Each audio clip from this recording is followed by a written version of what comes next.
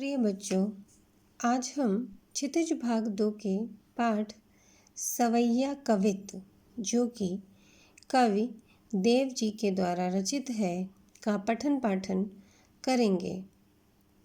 सवैया और कवित्त 2 भागों में विभाजित है। सवैया अलग है और कवित्त अलग है। तो आज हम सवैया का पठन पाठन करेंगे। कविदेव का जन्म सन 1673 ईस्वी में उत्तर प्रदेश के इटावा जिले में हुआ था। इनकी मृत्यु सन 1767 ईस्वी में हुई थी। इनकी उम्र लगभग 100 वर्ष के आसपास थी। कुल 6 वर्ष की ही आयु कम रह गई थी।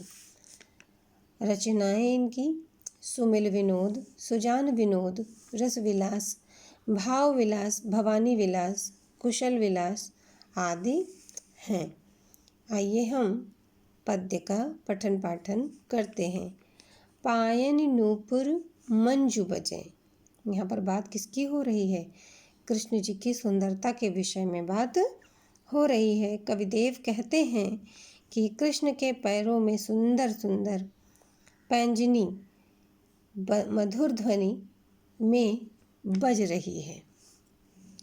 कट किंकिन कै धुन की मधुराई, कह रहे हैं उनकी कमर की करधनी की ध्वनि में भी मधुरता है। किंकिन करधनी, कटी कमर, कमर की करधनी की धुन में भी क्या है? मधुरता है। सांवरे अंगल से पटपीत हिये हुल से बनमाल सुहाई। कहते हैं कि श्यामल अंगों पर, यानी कि सांवले अंगों पर पीला वस्त्र सुशोभित हो रहा है और हृदय अर्थात उनकी छाती पर आनंदित हो रही वनमाला बहुत ही सुशोभित हो रही है। वनमाला यानी कि मोतियों की माला जो है वो बहुत अधिक सुशोभित हो रही है। माथे किरीट बड़े दृग चंचल मंद हसी मुखचंद जुन्हाई। कह रहे हैं कि जिसके माथे पर मुकुट है, बड़े बड़े नेत्र हैं, अत्यंत चंचल हैं और मुख रूपी चंद्रमा पर चांदनी जैसी मंद मंद मुस्कान है। जय जग मंदिर दीपक सुंदर। कहते हैं जो संसार रूपी मंदिर के सुंदर दीपक हैं। कौन? कृष्ण जी। श्री ब्रज दूल्हा देव सहाय।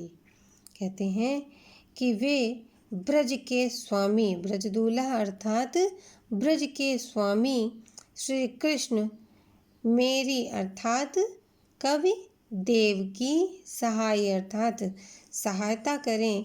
तो देव यहाँ पर प्रार्थना कर रहे हैं कि जो इस संसार के दीपक स्वरूप हैं और ब्रज के दूल्हा हैं, वह मेरी सहायता करें। तो यहाँ पर आपने देखा कि कृष्ण जी के अतिमय सुंदर रूप का यहाँ पर चित्रण किया गया है। देव जी ने बहुत ही सुंदर शब्दों में उनकी सुंदरता का बखान करने का प्रयास किया है। तो बच्चों, आज आपने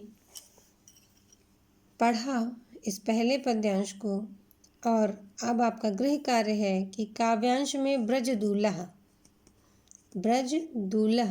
किसे कहा गया है? इस छंद में किसके रूप सौंदर्य का वर्णन है? तो यह भली भांति जानते हैं कि किसके रूप सौंदर्य का वर्णन है। इन पंक्तियों में कौन सा रस है?